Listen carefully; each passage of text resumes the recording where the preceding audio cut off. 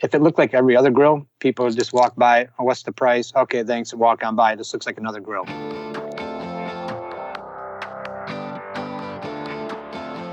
Hey, my name is Felix Tia. I'm the host of Shopify Masters, a weekly podcast powered by Shopify, the easiest way to sell online, in person, and anywhere in between. Each week, we invite entrepreneurs like you to share what they've learned growing successful e-commerce businesses. In this episode, you'll learn the power of a unique-looking product, why you want to create a video comparing all of your products, and should you focus on releasing new products or improving existing products. Today, I'm joined by Mark Graham from Grilla Grills. Grilla Grills offers the best wood pellet smoker grills and ceramic grills to meet your needs and was started in 2012 and based out of Holland, Michigan. Welcome, Mark. Thank you so much for having me on your show. Yeah, welcome aboard. So you guys have been around even before selling online, right? Yeah, we actually kind of got into this because we started making pellet furnaces back in 2007, which is kind of a offshoot from our core automotive and construction business. So we diversified our way down to these pellet grills over the years, and it's just part of the family-owned diversification project that's turned into a really nice business for us.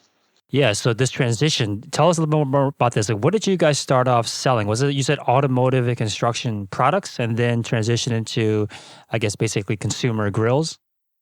Yeah, it's kind of a fun story for me, actually, because it's a family-owned business, and I actually grew up next to the family since I was 4 years old. And over the years, I watched it grow from just an automotive, in a cow barn, stamping out little parts. And as I went through high school, the company got bigger and bigger, and I actually left for the military. And I'd come back every year for like 11 years, and the company kept growing and growing. They continued with the automotive. They went into construction, components for building poured concrete walls and foundations. And that basically was a diversification project that grew bigger than the automotive. And when I got out of the military, I came back and started working for the family. And my best friend, obviously, was part owner in the business as well.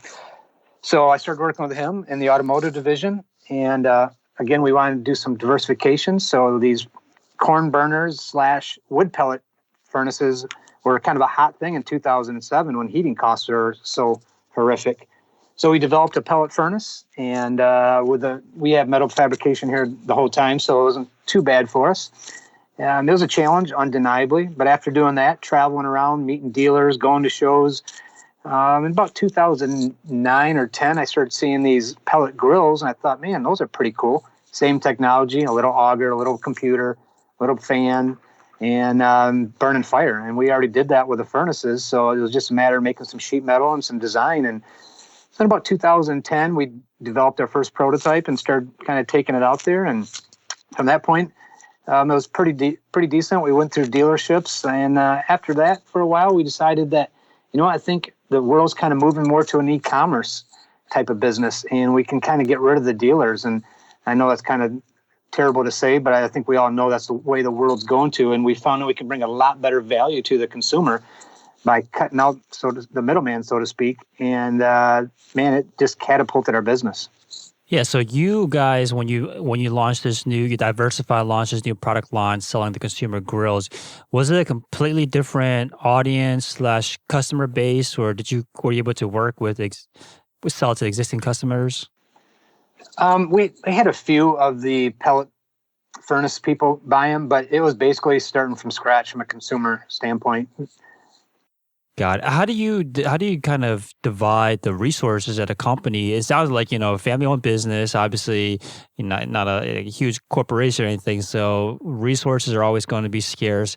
How do you decide to split the resources, the manpower between the construction business and the consumer grills and the furnaces? How do you guys divide all that up?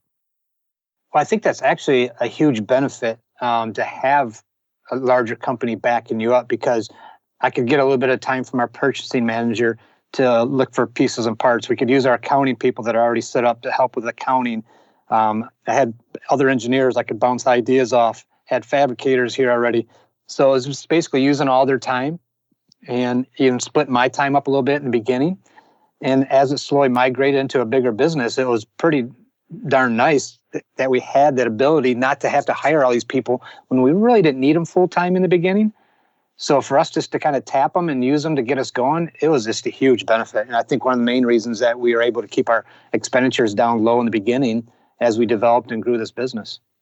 Got it. That makes sense. As long as your production team essentially is already in place and the expertise is already there, that can certainly accelerate the time to market for you guys. So how long did it take from the first kind of ideation phase where you realized this could be a thing to actually being able to put a product on the shelves?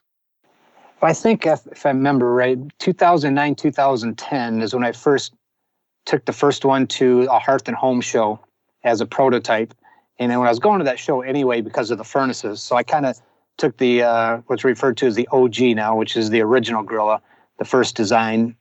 And I took it to that show with me, and it has a unique look, which is what we wanted.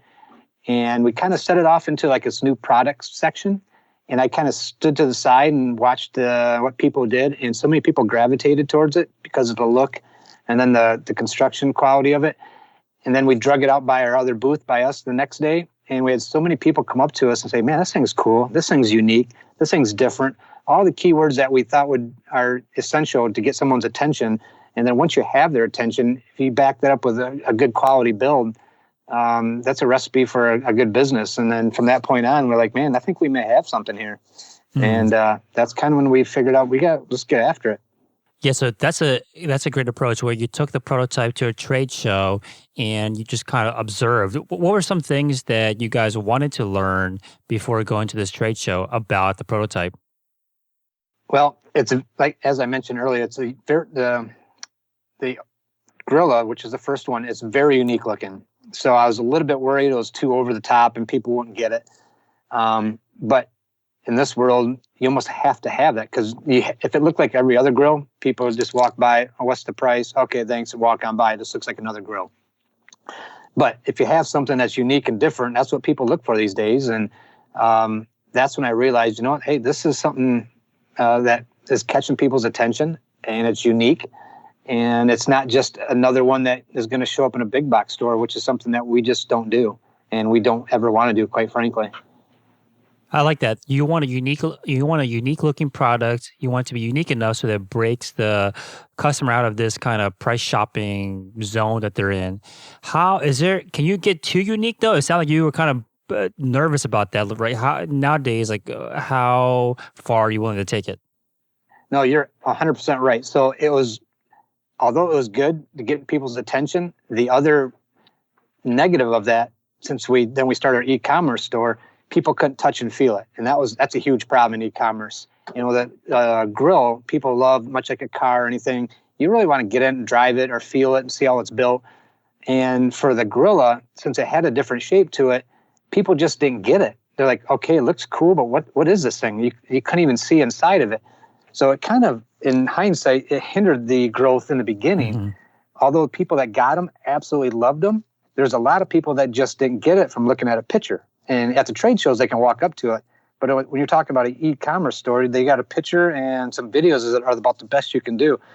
So honestly, what really catapulted the business is when we came out with our Silverback. Now, the Silverback is your traditional barrel-style smoker with a smokestack off to the side, which was what I was like way against in the beginning because I didn't want to be like everybody else. But when we came out with that one, that just really catapulted the business. And we've maintained our build quality. And now we really gathering our presence. People understand it's a smoker when they see the smokestack coming off to the side, which the Grilla did not have.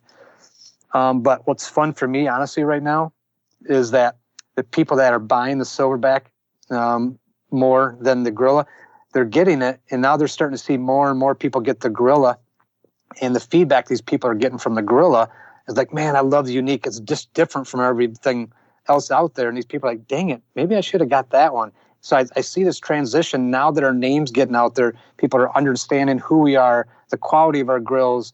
They're seeing more people using the Grilla. They're coming back like, okay, it's different and it's actually pretty darn good. And that's a transition that we love to see because we always wanted to be different, just not another company with a grill that's maybe or maybe not in your price range. I see. So the way it worked out for you was that you had some kind of almost introduction product to that was relatable or related to other products people knew about, which was a silverback. It looked more like a traditional grill smoker, so people understood what it was. But then once they discovered your other products or they discovered the brand, that's when they were more willing to be kind of adventurous and potentially try different products like the Grilla out because it looked, much more unique, but they understood the brand, understood what kind of products you guys are putting out there. They're now willing to kind of take that risk and try a different type of product from you. Absolutely. I actually seen a guy that we have an owners group on Facebook that's just been tremendous for us, over 11,000 people. And a guy posted the other day, he goes, all right, that's it. I'm selling my silverback. I'm getting a Grilla. I mean, they do the same thing. They just look different, but they're so passionate about it. And they just everybody wants to grill it, but everybody's scared of it just because it looks a little different. But now that people are seeing that it performs actually a little bit better because of the shape, now people are saying, wait, these things are good? Dang it. That's it. I wanted that to begin with. I was just scared of it. So I love this transition that we're seeing a little bit. Awesome. So you mentioned that when you first started, you're working with the middleman essentially, and then you were able to go online, set up an e-commerce presence, and then cut out the middleman. Now, looking back, would you go with the e-commerce route right away, or are there benefits with starting with working with the distributor to begin with? That's a good question. I think we thought we had the hole-in-one here with the distributor. Or the distribution network we already had set up with the furnaces, because we figured the grill would be a great off-season product for these brick and mortar stores. So we're like, man, I don't need to set up distribution. I already have 60 to 80 dealers set up through the United States. All I got to do is come to them, say, hey guys, we have furnaces, but guess what? We got a grill now too. And that did work. And so it got us in front of a lot of people really fast. But what really killed us at that point was our price point. Because we had our price, but then the dealers did their thing and jacked it up, what they needed to make. And it just blew us right out of the water compared to some of our competitors. Got it. Now, when you are introducing new products to a distributor, what's that process like? How do you present in a way where they want to carry it in their store? Yeah. And well, one of the things that we were able to do is those 60 plus dealers that we probably had, I personally drove around like Tommy Boy in my truck and trailer all over the U.S. And I believe the proof is in the pudding. And I didn't do any cold calls. I didn't call anybody. I would literally drive up to these places and say, hey, you got 5 minutes? Come out here and take a look at it.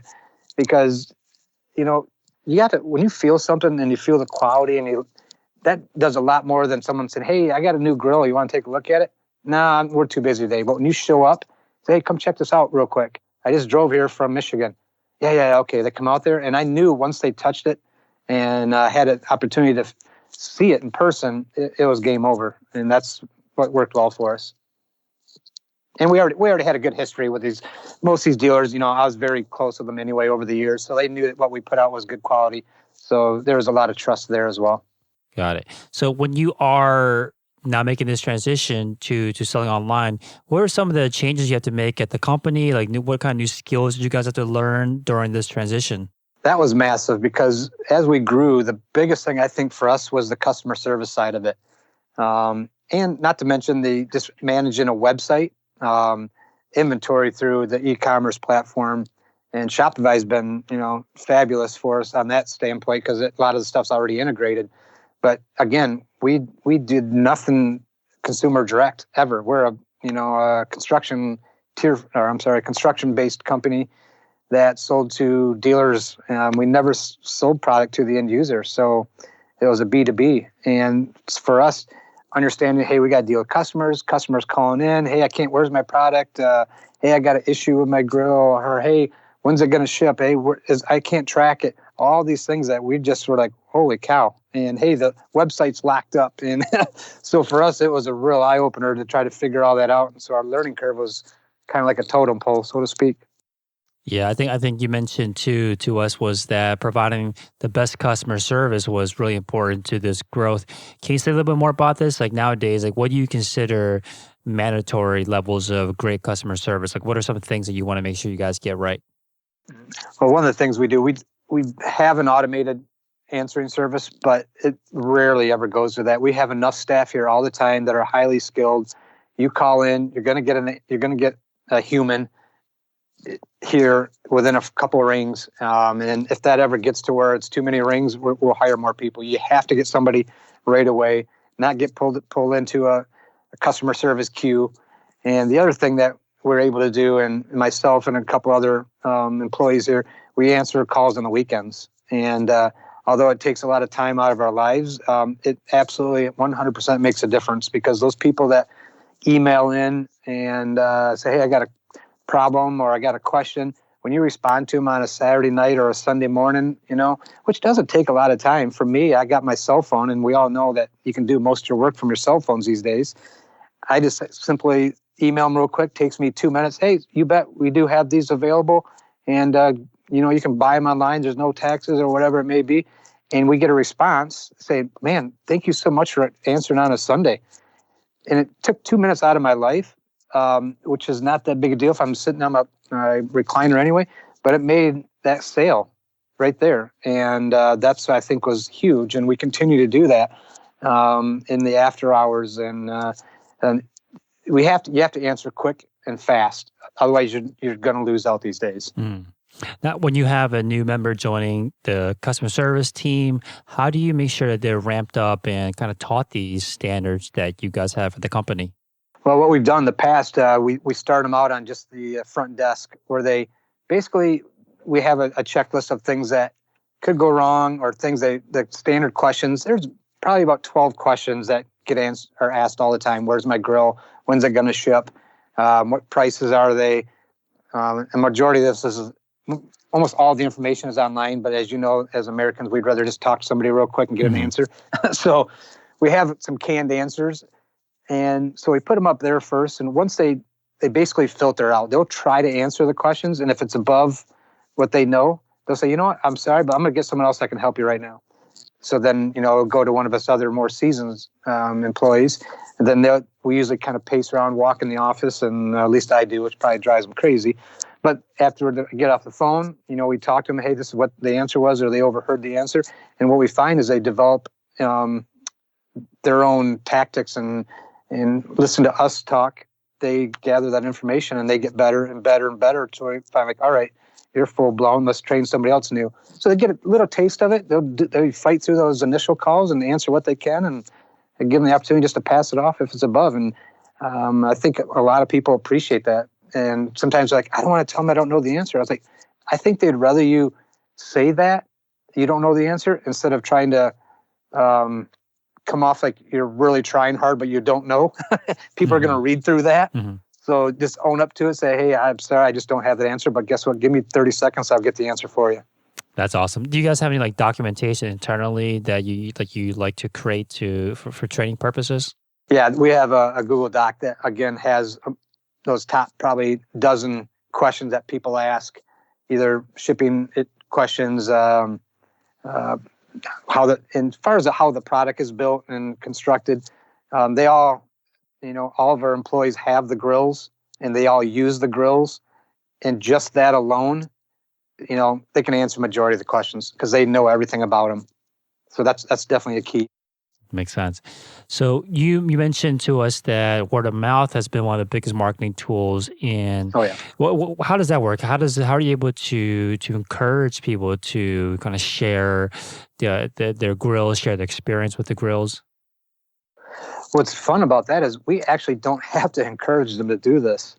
And I guess the only thing I can relate it to is if I was selling tires for a car, nobody likes to buy tires for their car. And if I get a nice set of tires on my car, I'm probably not going to go tell my friend, man, these tires are nice. Mm-hmm. They're tires. But this is a fun product. People enjoy it. They cook for other people on the weekends. And what we find is, especially here locally, we got a couple large businesses, and one of their guys will stop by, pick up a grill. The next week, he comes by with his buddy that he works with. He gets a grill, and it's like a snowball effect. And they start sharing pictures. Oh, check out what I smoked this weekend. This is what I cooked. And it just spreads like wildfire. And I know the one company in particular, there's probably at least 10 people in this engineering group that have the grill. And it all started off with just one guy buying it. I didn't have to do anything, or we didn't have to do anything. They just enjoy the grill so much. And, who doesn't like talking about good food, man? hmm So you're creating such a great product. I'm assuming that there's been a lot of kind of feedback that you've been able to take in and improve the product over time. What's that like? What is that like to do with a product that's pretty large, right? And it sounds like that requires a good amount of production to create. How do you incorporate customer feedback into the design of products? That's a great question, and a great point too. So we had the initial silverback that we came out with, and after the first year of sales, we had a good idea of what people are asking for that our grill didn't have at the time, or what problems that we had seen over the years. So when 2 years later, we came out with a new version of that grill, and we didn't revamp the whole thing. We just come out with a brand new grill. What we did is we fixed that grill. Everything that we had a concern about, we fixed. Everything people asked for, we added. And I think there's something to that. And nowadays, when you get a new car, they tell you never to buy the first model because they're still working out the bugs, right? As soon as they work out the bugs, guess what? They come out with another model car, and they start with the bugs all over again. So for us, we just keep trying to make the current chassis, so to speak, better. So for instance, what we did when the second version of the Silverback came out, it looks identical, but all the internal components are now stainless steel because people are like, oh man, I really like your grill, but I really want stainless steel, so sorry. So we're like, okay, we need to take note of this. The other thing people are asking for, I really wish I had a way to dump the pellets out so I could change the flavor of pellets. I'm like, okay, noted. And so 2 years later, we come out with all those things that we didn't have that people asked for, and we addressed the issues that we've seen from a design standpoint. And then we came out with a grill that addressed both of those avenues. Man, it was huge. And that's how you get better. You listen to your consumers and you adjust accordingly. Which iteration are you guys on now? This is the second one. Got it. Now, when you are going through this process, how do you know what kind of feedback you should be taking? So I'm assuming that there's tons of people that give feedback on different things, right? And you can't take all of them. How do you know which are ones that you should take seriously? Well, you got to go by the number of requests and what people are asking for. And that was pretty easy. The stainless steel and the pellet dump was the main things. The biggest thing that we always kept in mind is the cost. And our theory has been from day one that we're not going to put a ton of bells and whistles on this thing to make it so expensive that the average consumer can't buy it. Because one, we want to keep it at a price range that it's, more people will be interested in. And in my personal opinion, the more things you put on stuff, the more things can go wrong.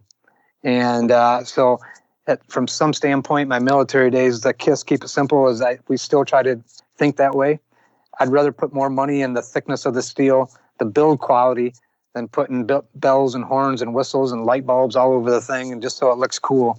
And I think a lot of people appreciate that.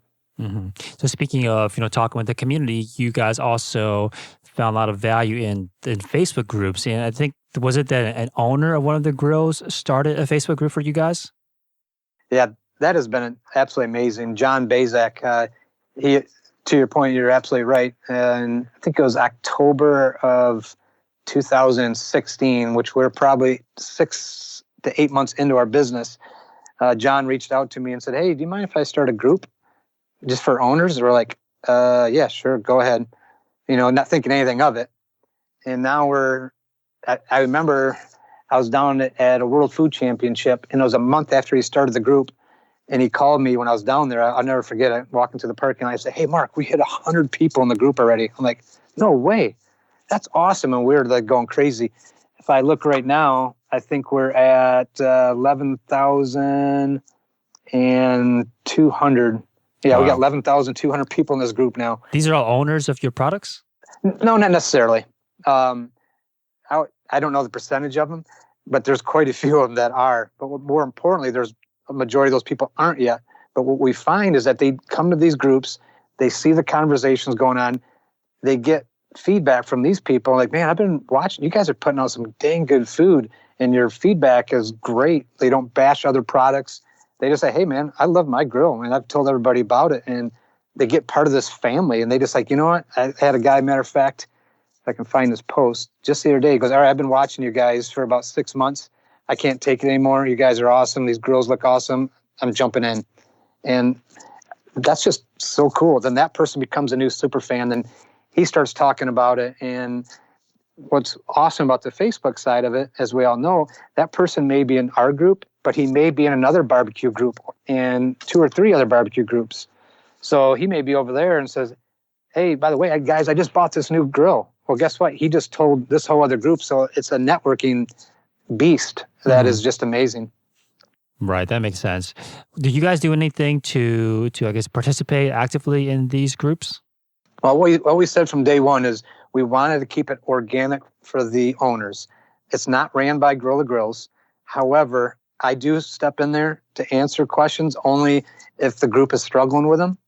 And the same with our pit master. If the pit master is like, they see people like, God, how do I make this, whatever. The group is getting pretty powerful and very intelligent at this point. But still, Shane will come in there, our pit master, and say, hey, just try this recipe. It works well. So I think people appreciate us jumping in there every now and then. And we don't want to be in there too much to dilute it and make it seem like a company-ran group. But we do it just enough to people, appreciate us sticking our nose in there and helping them out when needed. Right, makes sense.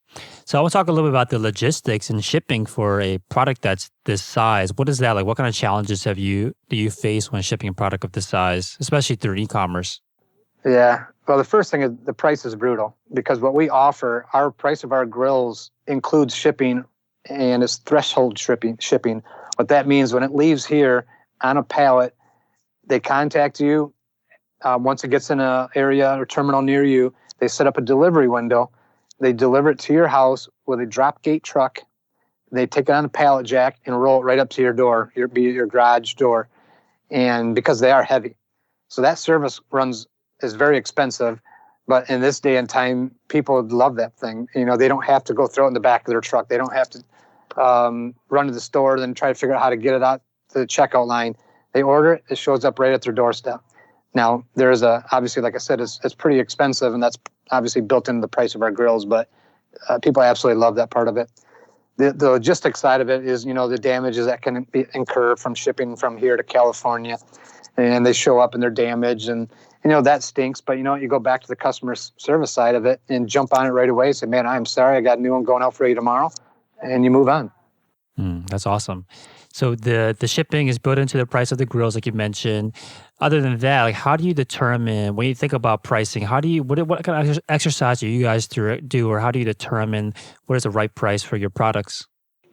Well, what we also decided from day one is that we weren't going to be this company that had sales on our grills every 2 months. Anytime the weather changed, we're going to have a sale. Our theory again, and I go back to the KISS theory, is we got one price. That's what it is all year long. We have never discounted the grills or ran a sale on the grills, the current models. What we have done is, on rare occasions, we did a Black Friday sale on some old version grills, kind of trying to blow out some old inventory. We have ran a few specials where if you buy a grill, you get some accessories for a percentage off. But for all intents and purposes, our goal is to build a price and a margin that we're comfortable with, nothing more, nothing less, and just that's what it is every day. That way you don't get people, oh, I missed out on the sale, or hey, when you guys going to have a sale? I'm just sitting here waiting for you guys to have a sale, because once you do one, people just expect it. That, hey, when's the next one coming? Hey, when's the next one coming? And you basically devalue your product because they're just waiting for it to come back down to that price they seen 2 months ago. Right, that makes a lot of sense. So I want to talk a little bit about the site, the e-commerce site. So one interesting thing that I saw in there was this video where it compares a Silverback versus the Grilla. What was the idea behind creating something like this?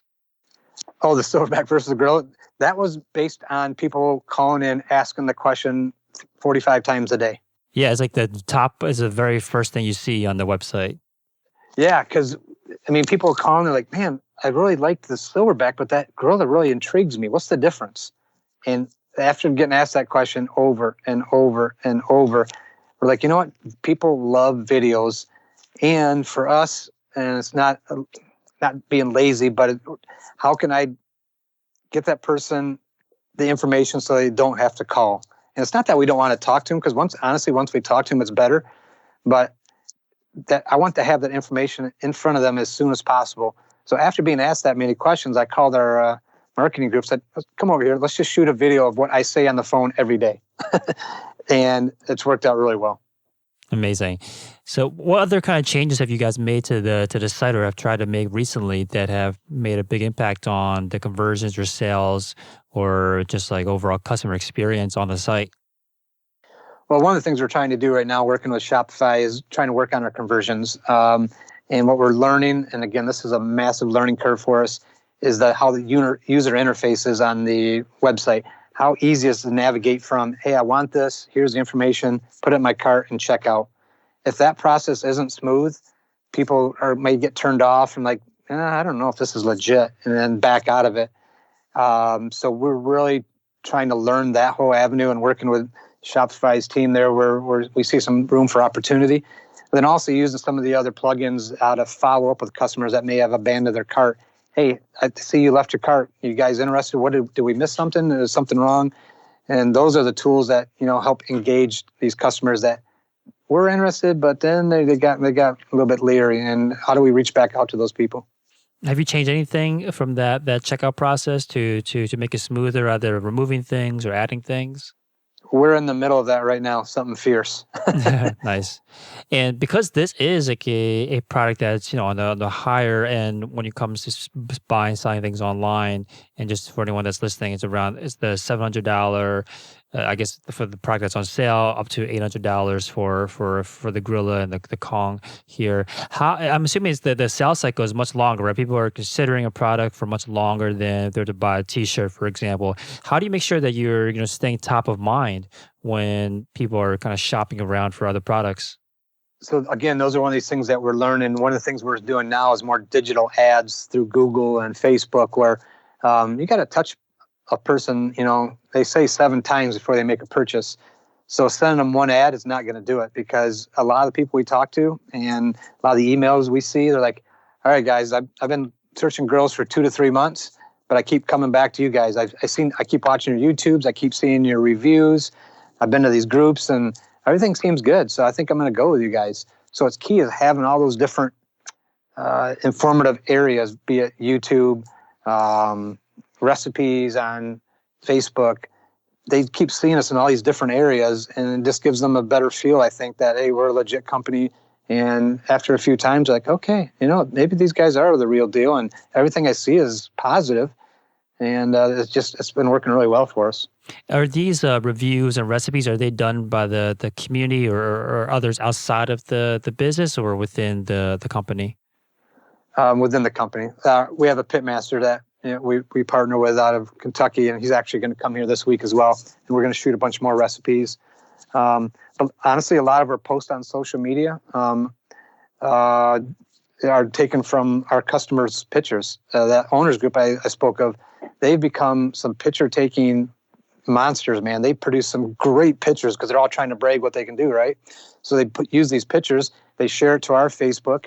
We use the pictures in newsletters and everything else because it's free, and it carries a little more weight when we're showing what customers are doing, not what our professional pitmaster is doing. And I think people can relate. Makes sense. Well, where did the idea come behind creating content around like the pitmaster and the recipes and all that? Like, where did that come from? I think we knew that we were a metal company. We had no idea how to cook food, so we needed someone to help in that. You can't be good at everything. So what you need to do is surround yourself with people that are good in those areas. And it's absolutely essential that we knew and we had somebody on staff that knew how to cook and be able to talk the talk. And that was a key component for us. Got it. Now, what about running the business as a whole? Any tools or apps that you guys rely on to keep the business running? Right now, from a design standpoint, we use different software, but from the customer service standpoint, one of the apps we use is Zendesk. And that's key for us for, keeping our consumers, getting them answers, creating tickets, making sure we're getting them answers back. And obviously the Shopify app is awesome on my phone. I can do most everything from my phone using Shopify and Zendesk. If I need a refund or an order, if I need to track an order, I can do that all from my phone, sitting on my chair at Saturday at home. And I've done that. People would call me or email in. And I was like, hey, where's my order at? I'll jump on my Shopify app on my phone. I'll track it. screenshot it, email it to them, and boom. And man, that kind of response is just huge. Yeah, it sounds like you're involved in a lot of the business. Like, what portion of the company, how many members of the team are dedicated towards like Grilla Grills versus the rest of the business? Our core business is we got well over 100 people, and we're probably maybe 10-20% of that. But right now with the e-commerce, what's exciting about it is you don't need to have massive staff. I mean, the grills come in here, we inspect them, and we ship them out. Where you have to staff up, is the customer service side of it. Product coming in, product going out. You do have to increase your shipping staff, but our staff out there can do probably close to double what they're doing right now if we had the orders. And it's more just the handling of the consumers, internally. Right. So if you were to invest somewhere in the e-commerce business, it would be around staffing and customer service? Yeah, for sure. The customer service is definitely the hardest part, because you have to get someone in shipping, and I don't mean to take away anything from shipping, but to hire somebody else just to help a guy box up skids and ship them is not that big a deal. What is hard is someone that can talk to people intelligently, respectfully, and knowledgeably if they got a question on the grill, if they got a problem with the grill, to have someone that knows how to talk to people is key in customer service. And if you're rude to people, it's just not good. Right. So that's where it takes a little more time to find the right people. And we've been absolutely blessed with a staff here that's just absolutely awesome on the phones. What do you look for when you're hiring for the customer service role? How do you make sure you're hiring the right person? I'm not going to lie. I stole a couple people from our core business because when I moved over to our other building, when we kicked this one off, there was a couple key people over there that I'm like, can I have them? Because I know they're really good. So I stole a few people from over there. And the rest of them is just, we just do the interview process. And it seems weird. And I went through a lot of resumes. And I'm not, as much as resumes are important, I go with my gut more than anything, and just how someone talks, and I don't know, it's just your gut, man. I know it seems weird, but you can just tell if someone's a good person and they try hard and they mean well. I mean, that's all I'm looking for, man. I mean, I don't need a 14-page resume to tell me if you're good or not. Mm-hmm. So, what do you want to see the business go next? Like, what do you want to see it grow towards this year? Well, we just want to continue to see the trajectory we've seen from 2017 to 2018. If we've seen that same growth, we'd be more than ecstatic. We do know for a fact, if you grow too fast, you can get yourself in a cash flow problem, and I don't think it's healthy. So for us, if we can maintain the type of growth we had last year, we won't get ourselves in an inventory problem, a cash flow problem, a customer service where we can't keep up with it, and you start tripping on yourself. That's where you got to be a little careful. You go too fast, too hard. Right. The one thing I did see on the site, I guess, in your product line is that there are lots of accessories that you sell for each of these products. How does that kind of fit into the entire production? Like, how do you make sure that you have the accessories that your customers need or that they're asking for the products that they buy? Yeah, I tell you a quick funny story that goes right along with that. There's one particular accessory. It's called the accessory pack, ironically, but what it includes is this little thing that clips on the front of it. And this happened to be something I seen on my grill at home. I noticed the front was getting a little bit dirty with grease, which for me was driving me nuts. So I came into work. I designed something on the laser center. We cut it, clipped it on. I put it on mine at home. I'm like, hey, that's kind of nice. I was like, hey, you know what? I wonder if the people want one of these. So I literally had Jenna, one of our staff here, we did a Facebook Live, and I held up this little widget at that time. I said, hey, guys, I made this little thing for my grill at home, and I did this in the Facebook group, which at the time probably had 9,000 people in it. I said, what would you guys think? Would you guys want this? And immediately everybody's like, oh, man, I'll take one. I would take one. So then I had a little fun with it. I'm like, all right, what would you guys name this? So so what really included the customers in on the concept and in potentially even naming the thing. And man, did that work out well. From that point on, the owners group, I bounce ideas off them. I say, hey, what would you like to see? Obviously, some of them are ridiculous, and there's no way I'd make them because you probably sell 2 of them, but they just want one personally. But you can weed through the madness and then bounce the ideas off them. And it's really, and for us, the other benefit is we have laser centers here, like I mentioned, so we can build a couple prototypes, test them here, send them out to, we have probably, I would say 12 people in the group that we're pretty darn close to, and they do a lot of beta testing for us behind the scenes. I'm like, hey, here, try this out for me. And I can try things out in different environments, so in different people that have, one guy may beat up his grill, one guy may take really good care of it. So when you build something and you test it here, it's not the same as putting it out in an environment with a customer that treats his stuff completely different. Awesome. Thank you so much for your time, Mark. GrillaGrills.com is a website. And thank you so much for coming on and sharing your experience. Absolutely. Thank you so much. Thanks for tuning in to another episode of Shopify Masters, the e-commerce podcast for ambitious entrepreneurs powered by Shopify. To get your exclusive 30-day extended trial, visit shopify.com/masters.